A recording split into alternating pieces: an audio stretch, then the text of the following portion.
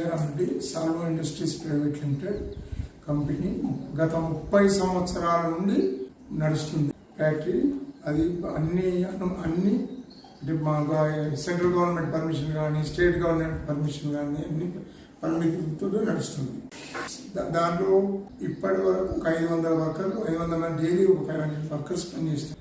ఎవరో ఇద్దరు దురుద్దేశంతో వాళ్ళు ఏదో టీవీలో తిప్పుతా ఉన్నారు. ఏదైతే జైల్ స్టిక్స్ దొరికినాయి, నక్సలైట్లు పోయినాయి అనేది అబద్ధము. అది ఆల్రెడీ వేరే కంపెనీ స్టిక్స్ వాళ్ళు కూడా ఒక డీలర్కే ఇచ్చింది, వేరే వాళ్ళకి డీలర్కి ఇస్తే ఆ డీలర్ ద్వారా పోయినాయి. వాళ్ళ మీద కేసు బుక్ అయింది. అది మా కంపెనీ మెటీరియల్ కానే కాదు.